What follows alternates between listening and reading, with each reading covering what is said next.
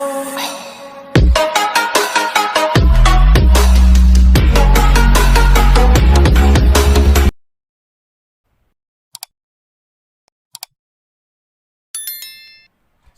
let's start.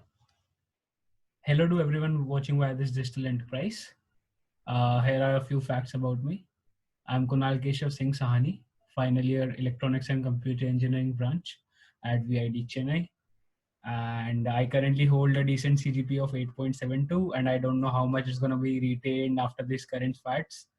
And while on campus, I was involved in various activities. I was part of Technocrats robotics team. I was also for 2 years consecutively part of the Moontech team. And apart from this, I was also part of the Vittige Club for a very short while, of course, for 1 year. And yeah, that's pretty much it. And currently, I've bagged an internship at Philips India for a software intern role, which offers 9 LPA CTC after conversion. So here's this question. How was the application and selection process? How many students applied and cleared it? So, talking about the application and selection process, of course, for Philips India in particular, it was very general. First of all, they got us the placement cell. They had us apply to this particular company via the portal, of course. And then there were a lot of us. I do not know the exact count, but yeah, pretty much over 100 of us. And from those, from all campus, around 60 of us were shortlisted based on obviously the branch and the CGP, I guess. That's my guess. And 60 of us were shortlisted for giving the online test. So after that, the count came down for the next couple of rounds for the initial selection, which I was a part of for this particular company. Around 7 of us were selected from all across all the campuses, and then later on Philips took on additional selects as well. So yeah, that's that. So how was the coding round, the questions and topics, especially for Philips? I feel that the coding round was relatively easier than the other companies. That's because they asked very standard questions from like very easy questions from array and strings, uh, compared to other companies which really threw DP questions at us. So yeah, talking about that, as I already told you, I do not remember the questions in general, but the questions were related to array and strings and were relatively easier. So yeah, there's no problem for that. How many levels were there in the interview process? How did you prepare for it? So talking about the levels, it was general as in any software company. So basically, there are 3 divisions: the online test, which you've got to clear. Then there's the technical interview. Then the managerial or HR. For Philips India in particular, I had four interviews in total. I mean 4 levels in total. The first one was online test. Then I had my technical interview. I also had managerial interview. Then I had a short HR interview. So yeah, these were the 4 levels. And how did I prepare for it? So yeah, so I had been giving a lot of company interviews and tests before this. So there was no specific preparation for Philips in general. But yeah, how did I prepare for it? So in my online test, I had aptitude questions as well as coding questions.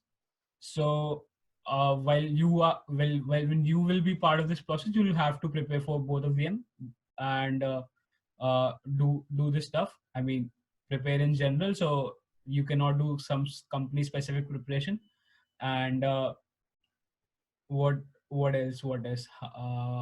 How did I prepare for it? That's pretty much it. I'll tell you. So basically, coding practice I did from Geeks for Geeks and Lead Code, and other resources also mostly from Geeks for Geeks. So let's come on to the fourth question where we talk about this actually in detail. That what were my strategies for placement and what resources or materials were really helpful. Yeah. So let's cut this out. Geeks for Geeks was the most essential one because plethora of questions first of all there, and detailed explanation of course, and across all languages you have the code. So yeah, the first thing if you're starting from scratch, the first thing you should do for a software role I'm talking about is to go to Geeks for Geeks. They have this free DSA interview course there. Do that for all the topics. When you're comfortable with that, when you've completed it, go to Lead Code and start solving questions. Solve medium to hard questions also. Easy ones you can do them, but let's not go there. For an effective preparation, you should do medium and hard questions, and yeah, they will be very helpful.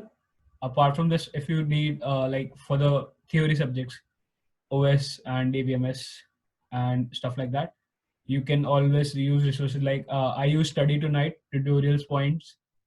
I did not went through the books and read everything. uh Geeks for Geeks also has the specific standard theory subjects question list. You can also practice from that, because there's no point that you go around study the whole subject once again just for the placement process. That's not needed. There's specific standard questions which they ask, and you've got to do them. If you really like, if you're not focused on learning and you really want to just I mean, everything boils down to getting placed, right? So for that, you need to just study what's necessary, and I guess that covers most of it. So you do not waste your time in reading, going through the books, reading chapters, watching videos and stuff. Just go to these sites. I'll mention them again: tutorials point, and Java T point, for example, and Geeks for Geeks. Especially for oops, I prefer Study Tonight because they ask many of them ask Java oops questions. So everything which will be asked in the interview is already there. You can just go read it and use them, use these resources. And do you think technical, non-technical clubs have any effect on the placement? I see, that depends. Okay, so I'll tell you why I feel that they do not affect. So there are two sides to it. Say you're preparing for a software role, right? The company is dead serious, like for and they basically focus on what your skills are, right? Your coding skills or your technical skills in general. Now, if you're going for some consultancy or business roles, they do matter, but I don't personally think that technical, non-technical clubs have any effect on the placement, because for a software specific role, because they do not matter. Yeah, but see, when you sit in your managerial and your HR interview, you need something to talk about, right? He'll go through your resume.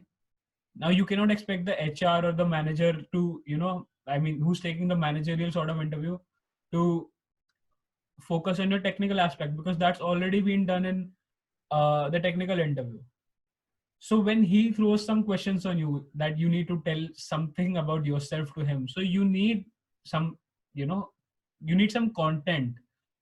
How do you gonna bring that content to him? How if I ask you that, uh where do I see the leadership quality, right? If I ask you something related to leadership quality, so you need some content that I was part of this team and I led the team and so on, stuff like that, for this particular event. So you need content, right? You need content to you need to carry on the interview, otherwise it would not be good. So in if you see in that scenario, so it's very good to be part of some non-technical or technical clubs, so you have something to talk about in your later interviews, because no one needs a person who cannot communicate well. So it all boils down to the communication, the conversation which you're gonna uh, have with the person, the interviewer. So yeah, that's important, and to carry on that conversation you need some content. So where are you going to get the content from is your experiences with these clubs. So I really recommend you to be part of the technical and non-technical club if you're thinking about isolating yourself or something like that, please do. And please, like, college campus is mostly for exploration and, trying out different stuff. So don't limit yourself to one particular thing, as in tech. Just go out, reach out to the non-technical clubs, and figure out yourself, figure out what you like, what you don't, right? Don't limit yourself. How to maintain CGPA and how much does it affect during placements? For the CGPA maintenance, I cannot personally comment because I do not have a very good CGPA. Like, I am not a 9 plus. I have an 8.72 CGPA. I guess it's okay. I mean, if you focus solely on academics, that's also, I mean, not, I would not recommend to do that. But because there's a lot of things to do, exploration and stuff. But yeah, if you're focusing, I mean, it's very good to maintain a 9 CGPA and above thing. And if someone comes to you and tells you that CGPA does not matter, specifically for the campus placement, I'm not talking about off campus, then he's probably lying to you, because they just imagine that you have 1,000 candidates applying for a particular job. How do we filter them? So they need to have some parameter to filter them, right? Even in the online test, if you tell them to take, there are going to be tie breaks, right? So to avoid these tie breaks happening and stuff like that, they need to initially filter out people, right? So that is done on base of CGPA. And I mean, if you have a very good CGPA like 9 and above, it's very easy for you to apply to companies in the campus placement. So I personally recommend, if you can shoot your CGPA and you have the time uh, to shoot your CGPA and make it 9 plus or something, like it would really be good. But you need to accept that it matters, and do not fall into this false trap of people saying that CGPA does not matter, this and that. It does matter if you're talking about campus placements in specific. Outside the campus, I don't think it's that much needed, but yeah. So maintain a good CGPA. I would personally recommend 8.5 plus for you to apply to almost all the companies. Some of them you still cannot apply, but yeah, almost all the companies, because it does matter. And yeah, does soft skills in college really help in interviews? So yeah, that's a pretty, I believe it's not a question that you also need to ask. See, there are two things. I do not think all many students, they really focus on the soft skill class. I did not focus, because it's basically a leisure class. Even though some of the teachers are not interested, sometimes I do not speak for all. Many of them really put in the effort to teach them, but like, the student is not in the mindset to learn. I believe if you are focusing on the soft skill class, I mean, you'll not struggle with the quants and verbals of the aptitude test. But I don't think you need to like. And for the Java, which also, this Java soft skill, which also take place later in your third or fourth year, whatever. Yeah, if you focus in that class, it's good for you, but I do not think it's really necessary. That can be covered very easily via the online resources. So if you are focusing on the soft skill class, it's really good. I mean, it can help. I cannot personally comment on it because I never focused there. So yeah, I think it will help because the content is the same, which they ask in the aptitude questions. So if you pay attention in the class, maybe that will help. I cannot comment on it because I did not. Now let's move on to the final question.